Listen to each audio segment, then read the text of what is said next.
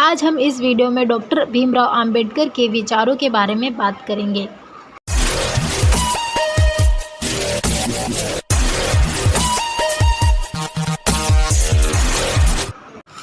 आज हम उनके बारे में कुछ खास बातें बताएंगे। आज ही के दिन डॉक्टर भीमराव अंबेडकर का जन्म हुआ था। डॉक्टर भीमराव अंबेडकर ने न सिर्फ भारत को उसका संविधान दिया, हमारे कॉन्स्टिट्यूशन दिया, बल्कि उनके विचारों ने हमें समय समय पर यह भी बताया कि 21वीं सदी का भारत कैसा होना चाहिए, लेकिन वह वैसा बनाया नहीं। ये आज आप समझ पाएंगे। इस दुनिया से डॉक्टर अंबेडकर के चले जाने के बाद 56 वर्षों के बाद आज भारत में उनके नाम पर 18 राजनीतिक पार्टियां हैं।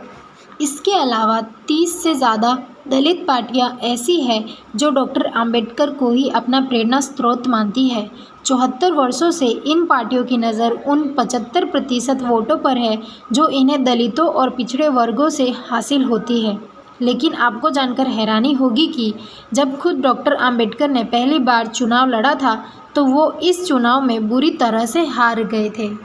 डॉक्टर भीमराव अंबेडकर भारत के पहली सरकार में कानून मंत्री थे, लेकिन जब 1951 और 52 में भारत में पहली बार लोकसभा चुनाव हुआ तब तक वो कांग्रेस से इस्तीफा दे चुके थे। उनका मोह भंग हो चुका था, नेहरू से भी और कांग्रेस पार्टी से भी।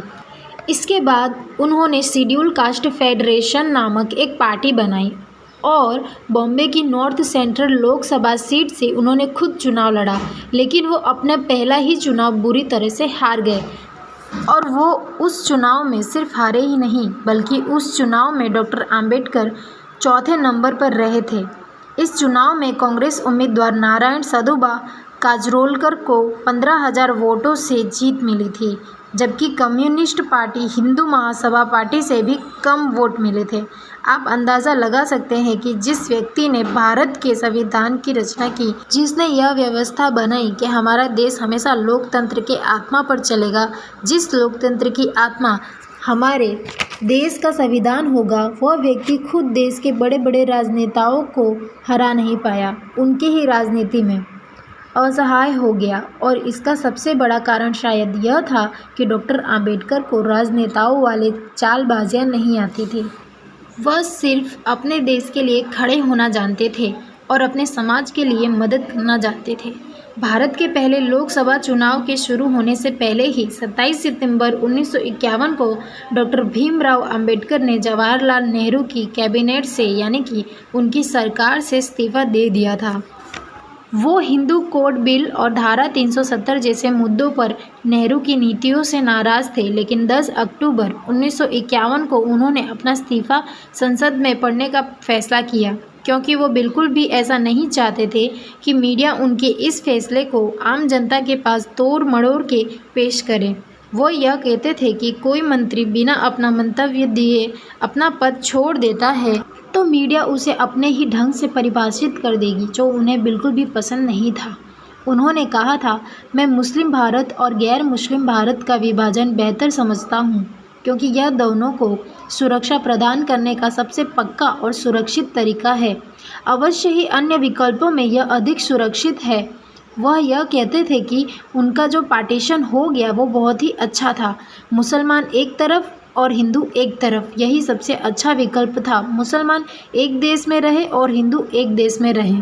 डॉक्टर भीमराव अंबेडकर का मानना था कि इस देश में मुसलमान हमेशा ही शासक वर्ग रहा है और अगर दलित और मुसलमानों का जोड़ हो गया तो दलितों का भला नहीं हो सकता, उनका शोषण ही होगा। लेकिन इसका मतलब ये नहीं है कि डॉक्टर अंबेडकर भारत को हिंदू राष्ट्र बनाने के पक्ष में थे।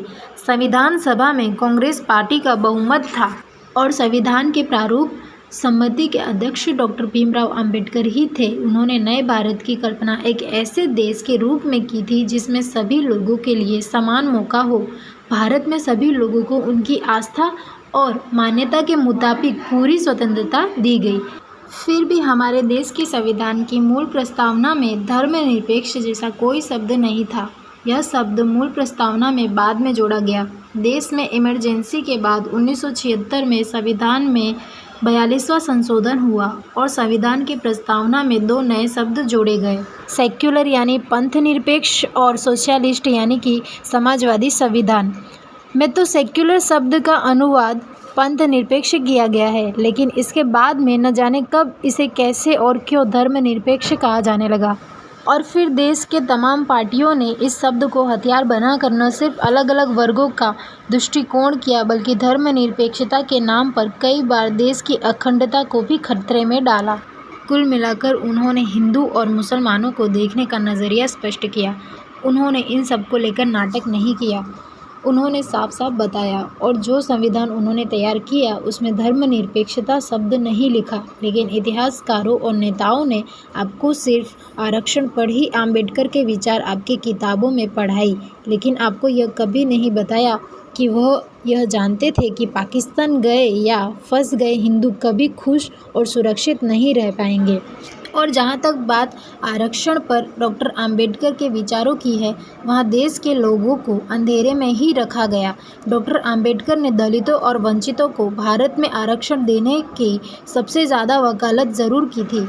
डॉक्टर आम्बेडकर आरक्षण के ज़रिए पिछड़े वर्गों को सशक्त बनाने के पीछे थे।